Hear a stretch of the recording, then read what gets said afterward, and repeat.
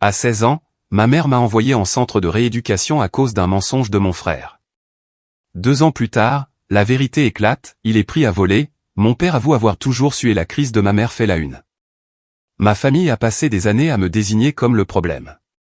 Ils ont menti, tout déformé, et ont fini par m'envoyer au loin pour me réparer. Je suis resté silencieux, j'ai construit ma propre vie et je pensais être libre, jusqu'à ce que toute leur comédie commence à s'écrouler. Je m'appelle Antoine, j'ai 16 ans. Je vis dans une maison qui semble parfaite si vous passez devant trop vite. Ma mère, Claire, l'appelle son havre de paix. Les pelouses sont toujours tondues au cordeau. Les rideaux sont toujours assortis. Même la boîte aux lettres est essuyée. À l'intérieur, cependant, on a l'impression que tout pourrait exploser à la moindre contrariété. Papa, Thomas, est en déplacement la plupart des semaines. Quand il est à la maison, il se réfugie dans son bureau en faisant semblant de travailler. Il est doué pour hocher la tête sans écouter. Maman dit qu'il est le pilier de la famille, mais c'est seulement parce qu'il ne prend jamais parti. Et puis il y a mon frère, Romain, 13 ans, visage d'ange, innocence feinte, et mouchard à plein temps. 1, 2, 3 il a compris très tôt que faire semblant d'avoir peur de moi lui évitait des ennuis. Je pouvais respirer trop fort et il disait que j'étais encore en colère. Maman me grondait avant même de demander ce qui s'était passé. Chaque matin, maman commence avec sa voix de checklist. Chaussures près de la porte, vaisselle rangée, pas de miettes sur le comptoir. Elle n'est pas méchante au début, juste précise. Mais le ton change vite si vous ne suivez pas le script. Elle a un tableau blanc dans la cuisine avec les standards de la maison. C'est comme ça qu'elle appelle les règles. Chacune a une coche à côté si vous avez bien fait ce jour-là. Elle dit que ça enseigne la responsabilité. Je ne dis rien, car répliquer ne fait qu'ajouter un X rouge à côté de mon nom. Nous allons à l'église tous les dimanches. Romain y joue l'ange. Les gens l'adorent. Maman rayonne quand quelqu'un dit « Vous avez élevé des garçons si polis ». Elle ne me regarde pas quand ils disent ça. L'école n'est pas une échappatoire. Les professeurs m'étiquettent comme ayant un problème de comportement. Apparemment, demander pourquoi une règle existe signifie que vous êtes irrespectueux. Alors je me tais. J'ai des notes correctes, pas excellentes, parce que je suis fatigué d'entendre maman dire « Tu pourrais faire mieux si tu te concentrais comme ton frère ».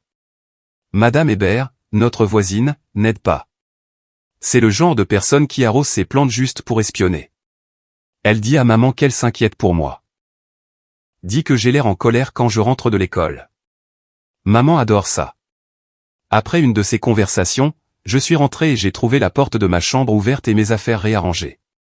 Elle a dit qu'elle cherchait des cigarettes. Je ne fume même pas. Ce soir-là, j'ai commencé à enfermer mon téléphone dans une boîte à chaussures sous mon lit. Elle l'avait déjà fouillé une fois, disant qu'elle voulait s'assurer que je n'avais pas de mauvaise influence. La maison fonctionne sous surveillance. Des caméras dans le salon pour l'assurance, des codes de porte que maman change tous les mois. Elle appelle ça de la parentalité responsable. J'appelle ça de la paranoïa. Je garde ma santé mentale en réparant mon vieux vélo. Il y a quelque chose de logique à serrer des boulons et à entendre le clic des engrenages. Les machines ne mentent pas sur ce qui ne va pas chez elles. Romain aime me regarder depuis le porche. Il sourit comme si nous étions de bons frères. Puis il dit quelque chose comme « Maman a dit que tu n'es pas censé utiliser les outils sans demander ». Ensuite, il court à l'intérieur avant que je puisse répondre. 10 minutes plus tard, maman est à la porte en disant « Qu'est-ce que je t'ai dit à propos du respect des biens de la maison ?» Quand papa est parti pour un autre voyage plus tard cette semaine-là, Romain a commencé à se vanter de ses nouveaux privilèges. Maman lui a donné accès à la tablette de la maison et lui a dit qu'il pouvait aider à suivre les tâches ménagères. En gros, il a été promu espion. J'ai essayé d'en parler à maman une fois. J'ai dit, j'ai l'impression que tu le crois quoi qu'il dise. Elle a répondu, alors peut-être que tu devrais arrêter de lui donner des raisons de s'inquiéter. Ce fut toute la conversation. Le vendredi, l'air dans la maison était lourd. Même les lumières semblaient trop vives. Romain me testait, cassant de petites choses. Un cadre photo, un chargeur de téléphone, puis en chuchotant, « Maman va t'accuser ». Il n'avait pas tort. Cette nuit-là, après que tout le monde soit allé se coucher, je suis allé dans le couloir pour boire de l'eau. J'ai entendu la porte de la chambre de mes parents entr'ouverte. La voix de maman était sèche. basse. Il va ruiner tout ce que nous avons construit. La réponse de papa était étouffée. Ce n'est qu'un gamin. Non, dit-elle, c'est un problème. Je suis resté immobile jusqu'à ce que le plancher grince. Les voix se sont tues. Je suis retourné dans ma chambre et je suis resté là, à fixer le ventilateur de plafond. Il bourdonnait faiblement, déséquilibré. J'ai pensé que même quelque chose de parfaitement installé peut se desserrer s'il tourne trop longtemps. C'est ce que je ressentais pour cette maison. Tout tournait, en prétendant être sous contrôle. La semaine a commencé sous tension. Personne ne le disait à voix haute, mais on sentait que la maison attendait que quelqu'un fasse une erreur. Maman arpentait les couloirs plus que d'habitude, les lèvres pincées, les yeux balayant tout comme si elle cherchait quelque chose qui n'était pas à sa place. Papa restait tard au travail tous les soirs, prétextant des réunions supplémentaires. Romain souriait trop. Se faut calme avant qu'il ne prépare un mauvais coup. Mercredi après-midi, maman était dans son bureau en train de terminer une présentation pour son travail. Romain planait derrière elle, faisant semblant d'aider. 10 minutes plus tard, je l'ai entendu crier. Le genre de cri qui vous tord l'estomac.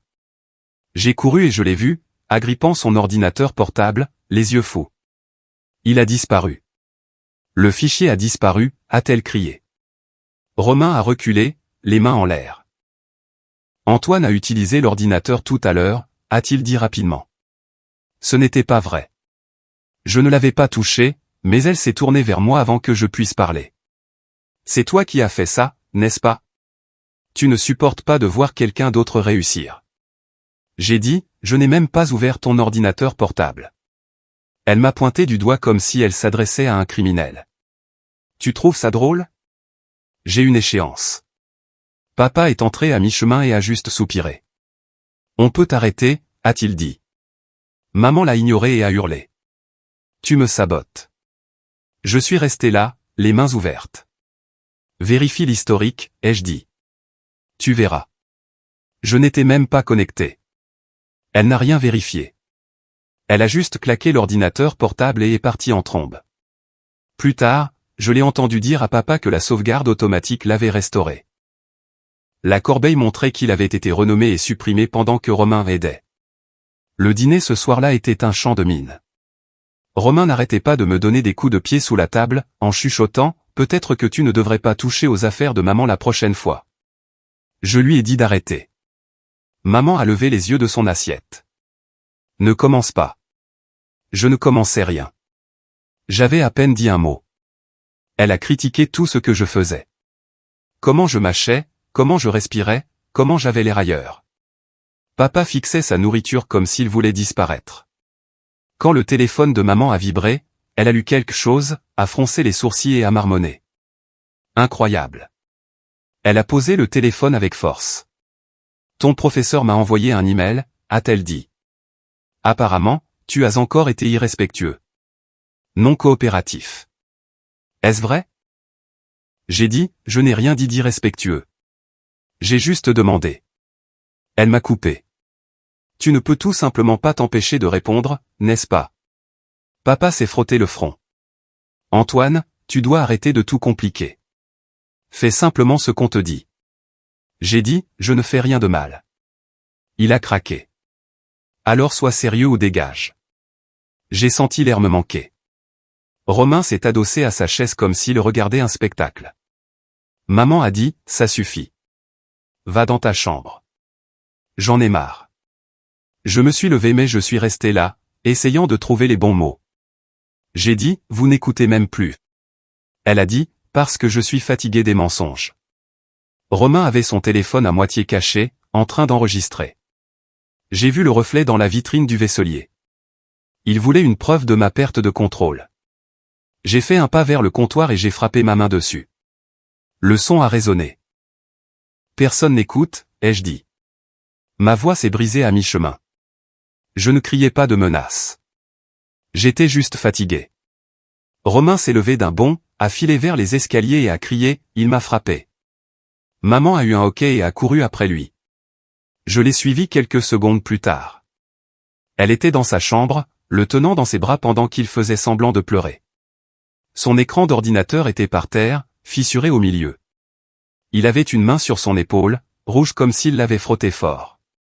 Il m'a attrapé et l'a jeté, a dit Romain entre de faux sanglots.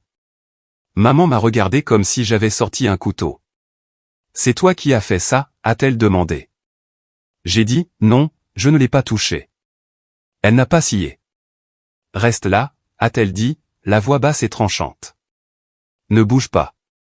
Papa est arrivé en courant, a regardé l'écran, puis moi. Qu'est-ce qui s'est passé, bordel? J'ai dit, demande-lui. Il l'a cassé plus tôt. Romain a dit, il ment. Il a pété les plombs. Maman n'a pas demandé plus de détails. Elle a sorti son téléphone et a dit qu'elle appelait la police pour notre sécurité. J'ai dit, tu es sérieuse? Quand les agents sont arrivés, tout a ralenti. Ils ont posé des questions, ont regardé autour d'eux, n'ont vu aucune blessure réelle.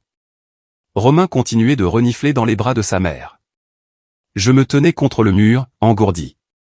Un des policiers a demandé si je voulais aller ailleurs pour la nuit. J'ai dit non. Il a hoché la tête. A dit à maman qu'il ne pouvait pas faire grand-chose. Quand ils sont partis, le silence était pire que les cris. Maman a dit, tu as besoin d'aide. Ça ne peut plus continuer. J'ai dit, je ne l'ai pas blessé. Elle a dit, c'est exactement ce que dit quelqu'un dans le déni. Papa a commencé à faire un petit sac avec mes vêtements. J'ai demandé où j'allais. Il a dit, fais juste ce que ta mère dit. C'est pour le mieux. Je n'ai plus argumenté. Le lendemain matin, maman était déjà habillée, les clés de la voiture à la main. Elle a dit, nous t'emmenons dans un programme, un bon. Ils aident les familles comme la nôtre. Elle a fait sonner ça comme des vacances. Papa portait le sac.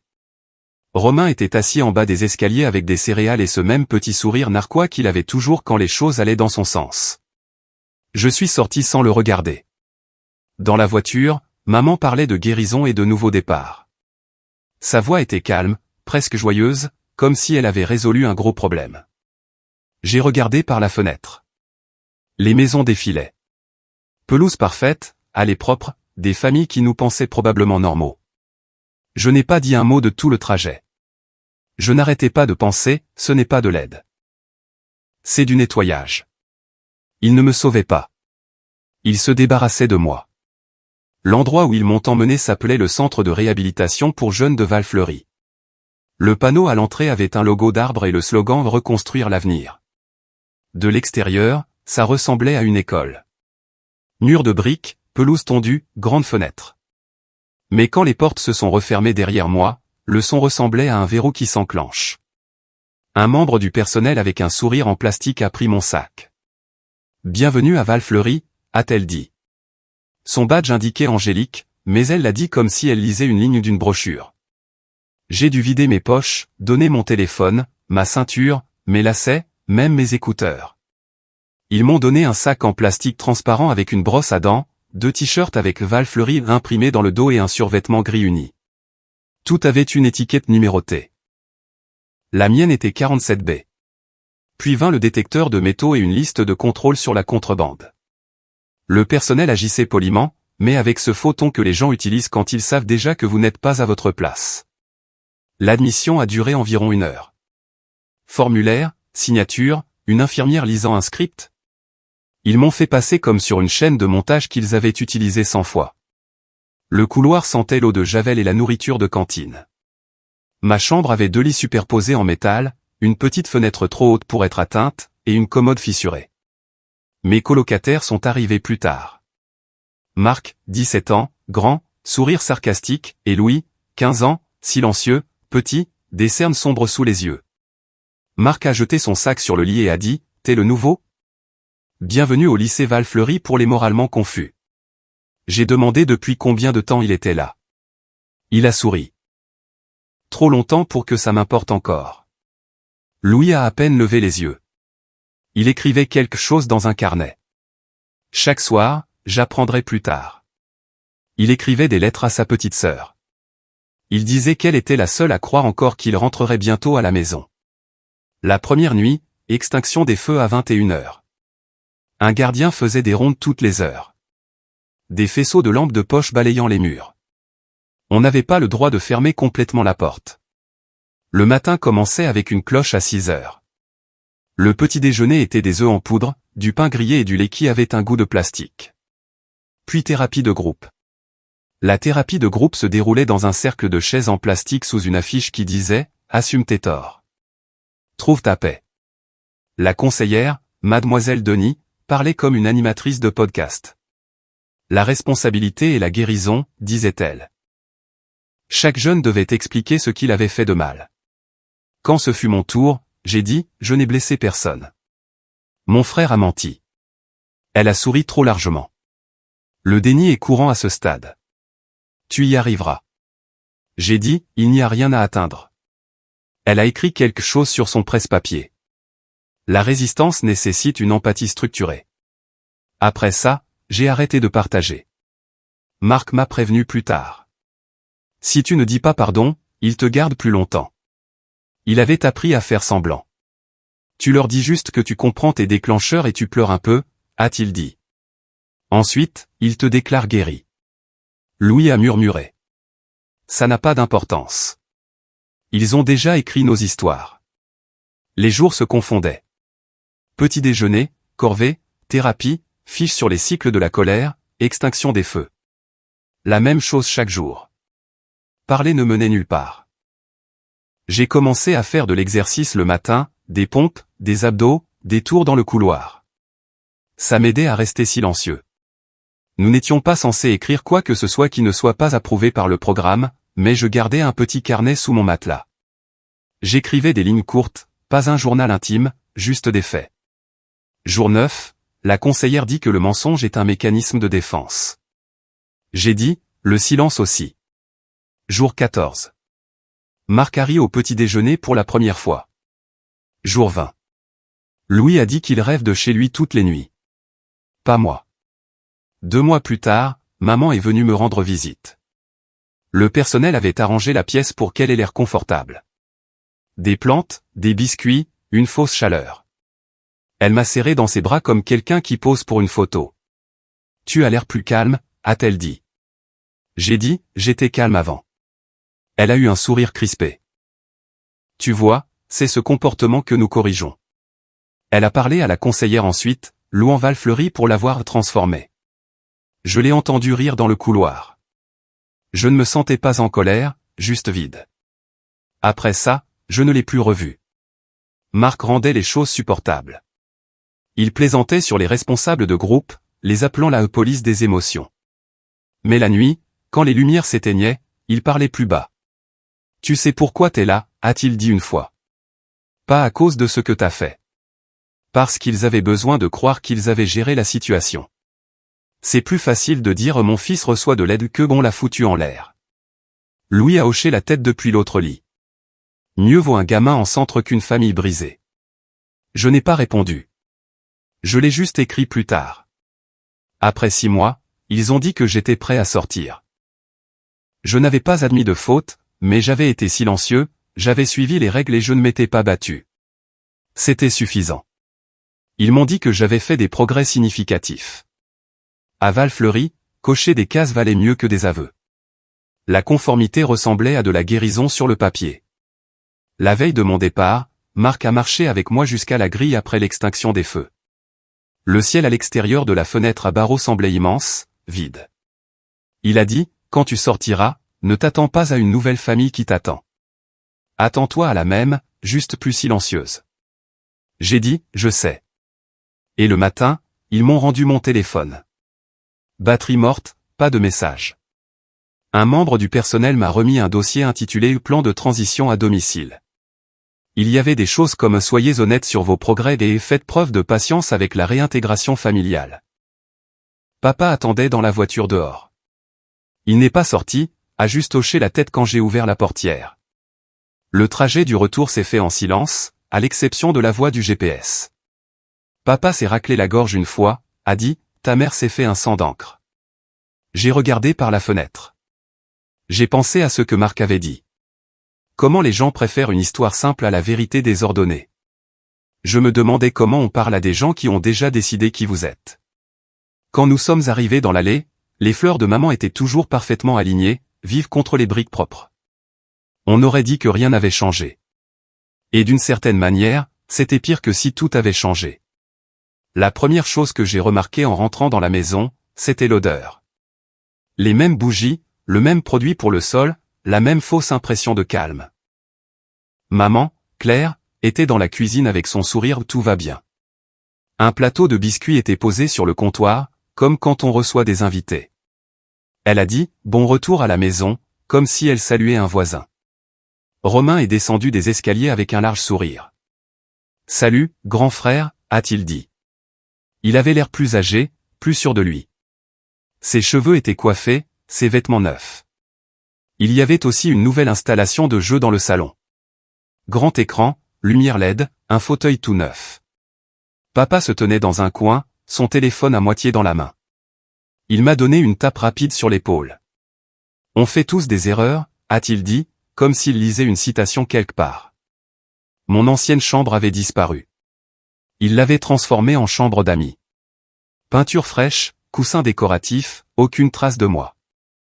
Mes affaires étaient emballées dans des cartons dans le garage, étiquetées et vieilles affaires d'Antoine. Ce soir-là, nous avons dîné comme si c'était un jour de fête. Maman a posé des questions superficielles. Est-ce qu'il te nourrissait bien là-bas? As-tu appris quelque chose d'utile? J'ai dit oui, juste pour faire court. Romain n'arrêtait pas de me regarder entre deux bouchées, comme s'il attendait que je dérape. Le lendemain matin, j'ai trouvé une note scotchée sur le frigo. Ligne directrice pour la réintégration. Il y avait des points comme respecter l'espace. Communiquer calmement. Démontrer sa fiabilité. Ce n'était pas signé, mais l'écriture était celle de maman. L'école n'était pas mieux. Le premier jour, les gens me dévisageaient comme si j'étais une nouvelle pièce de musée. Les chuchotements me suivaient des casiers à la salle de classe. Quelqu'un a dit, c'est le gamin qui a frappé son frère. Je l'ai entendu assez de fois pour arrêter de faire semblant de ne pas entendre. Un professeur, Monsieur Collin, m'a pris à part après le cours. J'espère que tu vas mieux maintenant, a-t-il dit, lentement et prudemment, comme on parle à un toxicomane en convalescence. J'ai dit, oui, et c'est tout. À la fin de la semaine, j'ai entendu dire que Romain racontait aux gens qu'il m'avait pardonné. Un camarade de classe a dit, c'est vraiment mature de la part de ton frère. J'ai ri une fois, fort, puis je me suis arrêté. À la maison, maman me traitait comme un invité en probation. Elle disait des choses comme, c'est bien de te voir essayer. Ou, j'espère que cette version calme de toi va durer. Si j'oubliais de fermer un placard ou si je laissais une lumière allumée, elle faisait une pause, respirait par le nez et disait, ne retombons pas dans les vieilles habitudes. Papa évitait toute conversation sérieuse. Il disait juste, nous sommes fiers de toi, sans lever les yeux de son téléphone. Romain aimait me tester. Il empruntait mes écouteurs et oubliait de les rendre. Une fois, je l'ai surpris dans le garage en train de fouiller dans mes cartons. Je cherche juste mes vieilles affaires, a-t-il dit. Il a souri narquoisement et a laissé une bande dessinée à moitié déchirée par terre. Je n'ai pas réagi. Je savais qu'il voulait que je le fasse. Après 2 semaines, j'ai trouvé un travail à temps partiel dans un garage local. Le propriétaire, Richard, avait la quarantaine, était chauve, avait de grosses mains et ne faisait pas de chichi. Il a dit, tu travailles, tu es payé. Ne déconne pas. Ça me convenait parfaitement. L'endroit sentait l'huile et le métal, et le bruit des outils était constant mais réconfortant. Les machines ne posaient pas de questions. Richard m'a appris à changer des freins, à interpréter les bruits de moteur. Il se fichait de mon histoire. Un jour, alors que je lui demandais s'il avait besoin de ma carte d'identité pour les papiers, il a dit, sois juste à l'heure. C'est une carte d'identité suffisante. Pour la première fois depuis des mois, je me sentais normal. J'aimais l'honnêteté de la Grèce. Elle ne cachait pas ce qu'elle était. À la maison, rien n'avait changé. Maman évitait toujours mon regard. Romain continuait de trouver de nouvelles façons de me piquer. Il entrait dans ma chambre, enfin, la chambre d'amis, et disait, ça ne te dérange pas si j'utilise ton ancien chargeur, hein? Je répondais, si, ça me dérange. Et il souriait. Les conversations au dîner étaient courtes. Maman demandait des nouvelles du travail. Papa commentait la météo. Romain se vantait de ses notes, de ses amis, de tout. Il était redevenu le gamin parfait. Un soir, Je suis rentré tard après le travail. Ils étaient dans le salon à regarder la télé. Romain a coupé le son et a dit, « Tu travailles dur. Cet endroit doit t'apprendre la discipline. » Maman a souri faiblement. Tu vois, une structure positive, ça marche. Je suis monté sans répondre. Le lendemain, je suis rentré plus tôt et j'ai entendu Romain parler au téléphone dans sa chambre. Sa voix portait dans le couloir. Il est calme maintenant parce qu'ils l'ont réparé, disait-il en riant.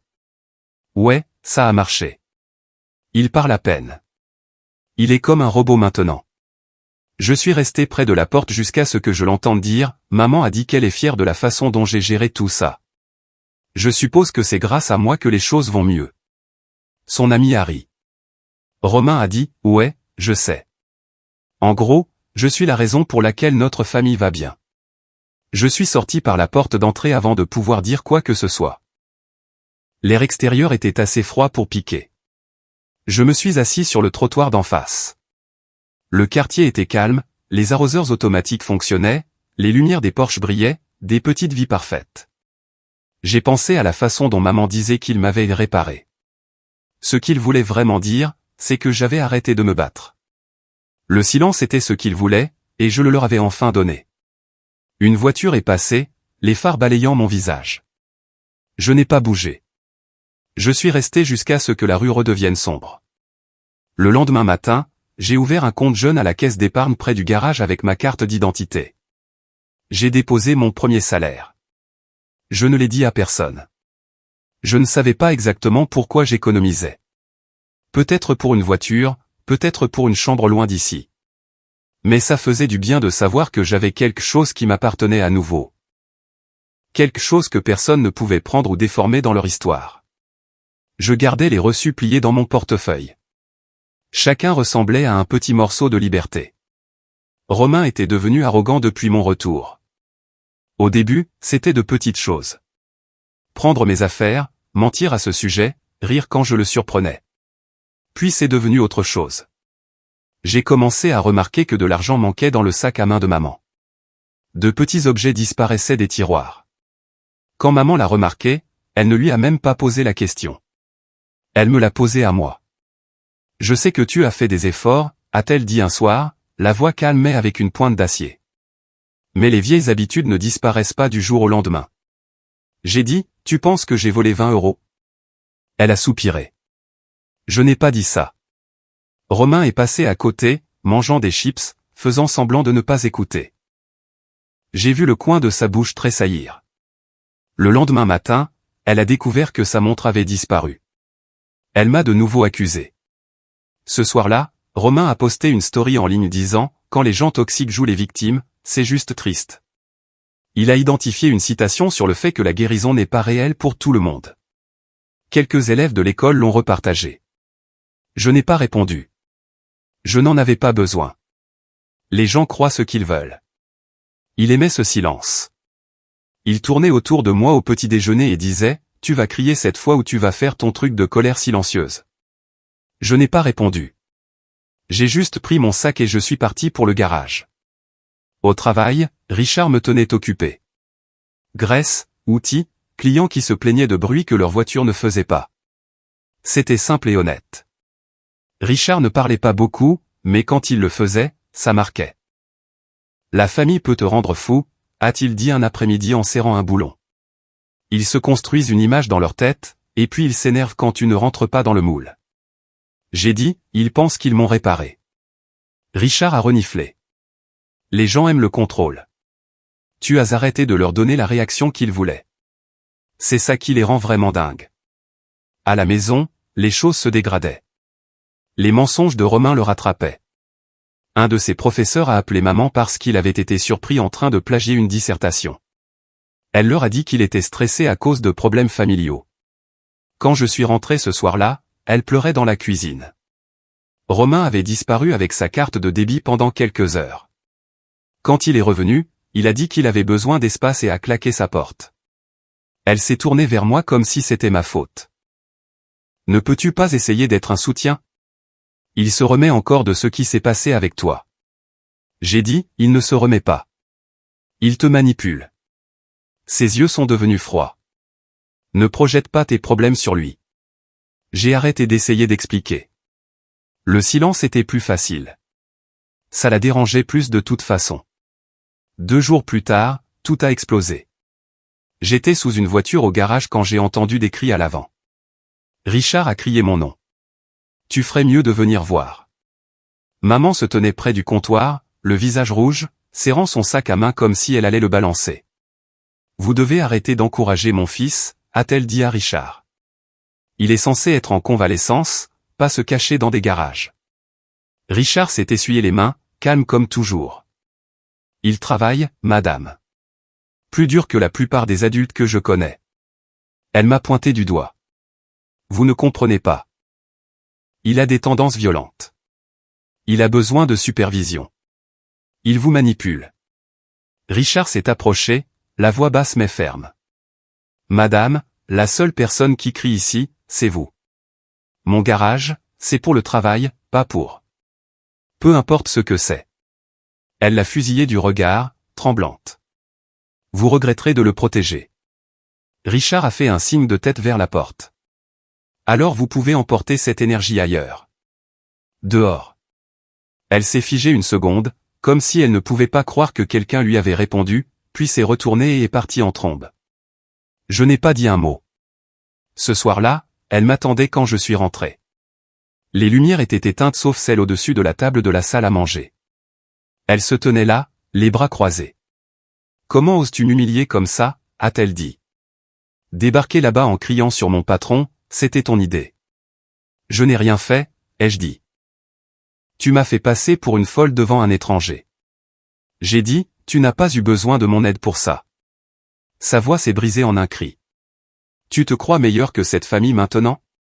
Tu penses que tu peux te promener en prétendant que tu es guéri pendant que le reste d'entre nous souffre?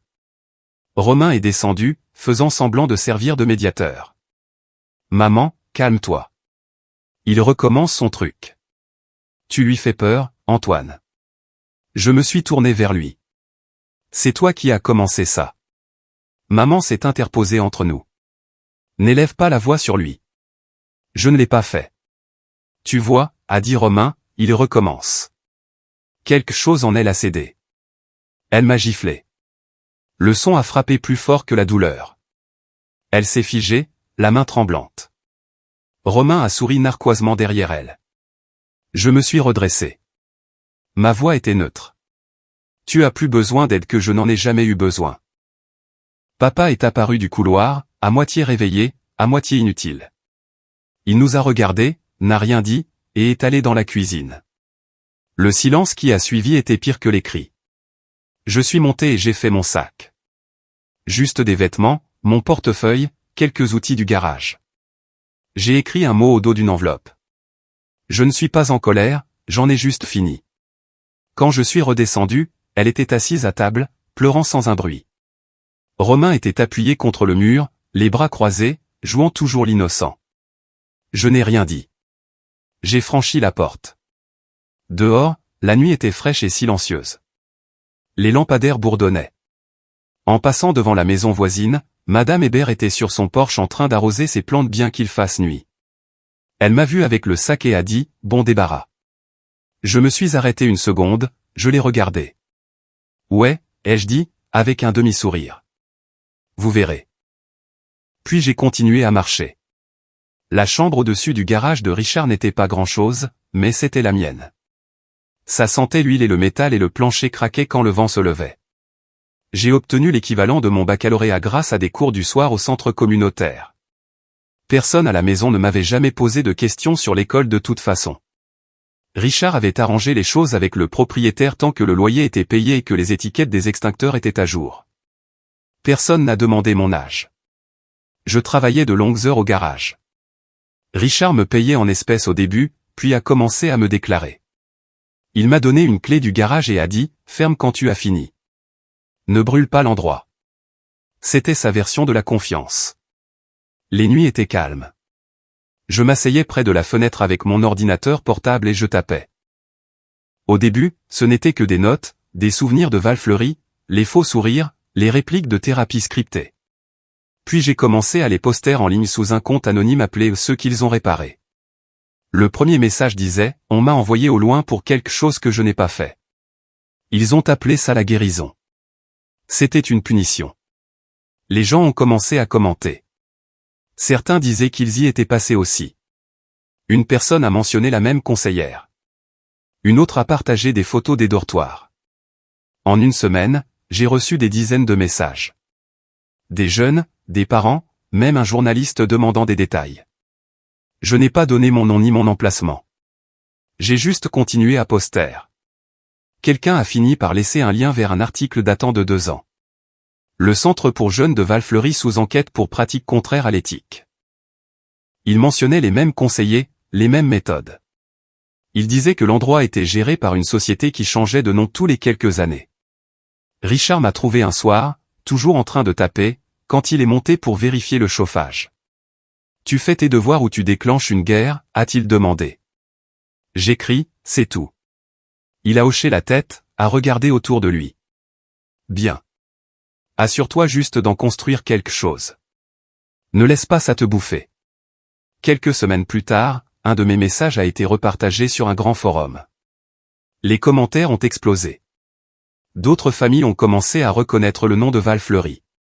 Les nouvelles locales s'en sont emparées. Un petit article, mais assez pour remuer les choses. Ils ont appelé ça réhabilitation ou changement de nom, l'industrie cachée des programmes comportementaux.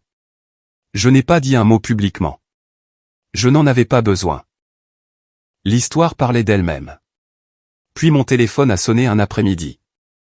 Maman. Dès que j'ai répondu, sa voix tremblait. As-tu la moindre idée de ce que tu fais? Tu ruines cette famille. J'ai dit, tu veux dire, en disant la vérité? Tu nous fais passer pour des fous. Ton frère souffre à cause de ça. Tu traînes son nom dans la boue. J'ai dit, il a traîné le mien en premier. Elle a commencé à pleurer, puis est passée à la colère. Tu as toujours voulu de l'attention. Maintenant tu l'as. J'ai raccroché. Le temps a passé plus vite après ça. J'ai eu 18 ans, j'ai eu mon permis, et Richard m'a tendu les clés d'une vieille camionnette. Elle est à toi si tu peux la réparer, a-t-il dit. Il m'a fallu 2 semaines pour la faire démarrer. Elle n'était pas belle, mais elle démarrait à chaque fois. C'était plus que ce que je pouvais dire de la plupart des choses dans ma vie. Le travail est resté stable. Le compte a continué de grandir. Je n'ai jamais posté de nom, mais les gens ont fait les liens par eux-mêmes. Certains soirs, je regardais les commentaires et voyais des inconnus défendre des jeunes comme moi. C'était nouveau. Puis les appels ont commencé. D'abord de maman à nouveau, cette fois plus court. Ton frère a été renvoyé. Elle l'a dit comme si c'était de ma faute. Il a été surpris en train de voler de l'argent à des camarades de classe. Il dit que c'est parce que tu lui as rempli la tête de ressentiment. J'ai dit, il se fait juste prendre pour ce qu'il a toujours fait. Elle a dit, n'ose pas parler de lui comme ça. C'est toujours ton frère. Je sais, ai-je dit. C'est ça le problème. Une semaine plus tard, papa a appelé. Sa voix était basse, fatiguée. Il faut qu'on parle, a-t-il dit. Je l'ai rencontré à mi-chemin sur le parking d'un restaurant. Il n'est pas sorti de la voiture, a juste baissé la vitre à moitié. J'ai vu Romain casser cet écran, a-t-il dit. La nuit où tout a basculé. Il avait peur. Et moi? Je n'ai rien dit. Je pensais que ça maintiendrait la paix. Je me suis appuyé sur le cadre de la fenêtre. Tu les as laissés m'envoyer au loin pour maintenir la paix. Il a baissé les yeux sur le volant. Je suis désolé. J'ai sorti mon téléphone, j'ai commencé à enregistrer. Répète-le. Il a hésité. Antoine. Répète-le. Je suis désolé. J'ai arrêté l'enregistrement. Je n'ai pas besoin de ta culpabilité, ai-je dit, et je suis parti. Je ne l'ai jamais posté. Le mois suivant, Romain s'est fait prendre en flagrant délit de vol à l'étalage dans une supérette. Vidéosurveillance, police, tout. Maman s'est présentée au commissariat en hurlant que c'était un bon garçon et que tout était un malentendu. C'est passé dans le journal local.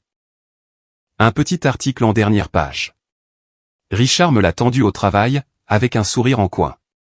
On dirait que le karma est plus ponctuel que la plupart des gens. Je n'ai pas souri, mais j'ai ressenti quelque chose de proche. Plus tard dans la nuit, je me suis assis sur le plateau de la camionnette devant le garage. L'air sentait l'huile et la pluie. J'ai ouvert mon téléphone, j'ai parcouru les commentaires des actualités, et j'ai vu des gens parler à nouveau de Val Fleury. Cette fois, en le liant à des familles comme la mienne. Quelque part entre le bruit et le silence, j'ai réalisé que je ne ressentais plus de colère. J'en avais juste fini. La vérité était enfin plus forte que leur version. Pour la première fois, cela me semblait suffisant. Cela faisait des mois que je n'avais eu de nouvelles d'aucun d'entre eux. La dernière chose que maman avait dite était que j'avais détruit la famille. Après ça, le silence. J'ai continué à travailler, à réparer des voitures, à économiser de l'argent et à ne pas penser à eux. Puis un soir, près de l'heure de la fermeture, j'ai entendu frapper à la porte du garage. J'ai ouvert et j'ai vu Romain. Il avait l'air anéanti. Le même sweat à capuche dont il se vantait, maintenant déchiré et sale. Ses yeux étaient rouges, comme s'il n'avait pas dormi depuis des jours. Maman m'a mis dehors, a-t-il dit, la voix neutre. Je me suis appuyé contre le comptoir. Pourquoi? Elle a perdu la tête. A dit que je lui faisais honte. A dit que j'étais devenu comme toi. Il a eu un rire sec qui s'est transformé en tout. Je suppose qu'elle n'a plus personne à blâmer. Je lui ai tendu une bouteille d'eau et une serviette. Il s'est assis sur un tabouret, tremblant. Après une minute, il a dit, j'ai menti, Antoine. Ce soir-là, j'ai tout inventé. Je ne voulais rien dire. Je voulais qu'elle me regarde. C'est tout. Le bleu ne venait même pas de toi. J'étais tombé de mon vélo plus tôt cette semaine-là. Je savais qu'elle le croirait. Il s'est frotté le visage avec les mains. Je ne pensais pas qu'il t'enverrait vraiment au loin. Vraiment? Ai-je dit doucement. Il s'est mis à pleurer. Une crise de larmes complète. Je ne savais pas comment l'arrêter. Chaque fois qu'elle parlait de toi, elle me regardait comme si je l'avais sauvée. J'aimais ça. J'ai juste continué. Je ne ressentais pas de colère, juste de la distance. Je lui ai tendu une autre bouteille d'eau. Dis-le lui, pas à moi. Il a levé les yeux, confus. Elle n'écoutera pas. C'est ton problème maintenant. Il est parti quelques minutes plus tard, en s'essuyant le visage. Je l'ai regardé s'éloigner dans la rue, les épaules voûtées comme si l'air lui-même était trop lourd. Je suis retourné à l'intérieur, j'ai verrouillé la porte et j'ai continué à travailler. La clé à molette dans ma main était solide, familière, réelle. Quelques semaines ont passé, puis une lettre est arrivée par la poste, adressée de l'écriture de papa. Je l'ai ouverte à moitié, puis je me suis arrêté. J'ai parcouru le premier paragraphe et je n'ai pas pris la peine de finir.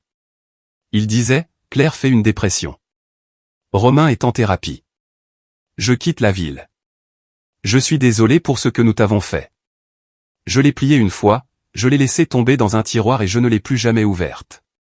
2 ans plus tard, j'avais 20 ans et je gérais mon propre coin du garage. Richard avait pris une semi-retraite et me laissait gérer la plupart du travail quotidien. Il m'avait mis dans les registres et me laissait facturer mes baies sous mon propre nom commercial, Réparation Auto Antoine. Les affaires étaient stables. J'avais un petit appartement au-dessus d'une boulangerie de l'autre côté de la ville, simple mais calme. Je travaillais 6 jours par semaine, je réparais ce qui était cassé et je ne regardais pas en arrière. Richard passait parfois. Il posait un café sur le comptoir et disait, « Tu te débrouilles bien, gamin. » C'était sa version de la fierté. J'entendais parler de ma famille par bribes. Un client a mentionné une femme nommée Claire qui avait commencé à se présenter à l'église, fulminant contre la trahison. Un autre a dit que Romain vivait avec des parents dans le nord de la région, entrant et sortant de thérapie, essayant de se trouver. Apparemment, maman avait essayé de poursuivre le district scolaire pour avoir ruiné la réputation de Romain après son arrestation pour vol à l'étalage. Ça n'a mené nulle part. Elle avait brûlé trop de ponts. Madame Hébert amène parfois sa voiture. Elle a dit une fois à Richard, cette pauvre femme a finalement perdu la tête. Je n'ai pas ri. C'était juste comme si l'histoire se refermait sans moi. Un matin, je suis arrivé tôt au garage. La lumière du soleil frappait les étagères en métal, faisant briller les clés à molette. Mon téléphone a vibré sur le comptoir. Numéro inconnu. Le message disait, je lui ai tout dit. Je suis désolé. Je n'ai pas eu besoin de demander qui c'était. Romain. J'ai fixé l'écran un moment. J'ai tapé quelques mots, les ai effacés, puis j'ai posé le téléphone. Je ne me sentais ni en colère ni satisfait, juste calme. Dehors, le matin était frais. La rue était vide, à l'exception du bruit d'un camion de livraison au bout de la rue. Je suis sorti sur le parking, je me suis appuyé sur le capot d'une vieille camionnette sur laquelle je travaillais. J'ai sorti la clé de ma poche arrière, la même que Richard m'avait donnée il y a des années quand j'ai commencé. Le métal était usé et lisse à force d'être utilisé. Il a capté la lumière du soleil et a projeté une ligne nette sur le sol. Pendant une seconde, j'ai pensé que tout ce que j'avais réparé au fil des ans avait une chose en commun. Rien ne revenait jamais exactement comme avant. On pouvait le réparer, le faire fonctionner à nouveau, mais la fracture était toujours là, même si personne ne pouvait la voir. J'ai regardé le garage, la porte de la baie ouverte, le bruit d'une nouvelle journée qui commençait. Certaines choses ne se réparent pas. On apprend juste à vivre sans leur bruit.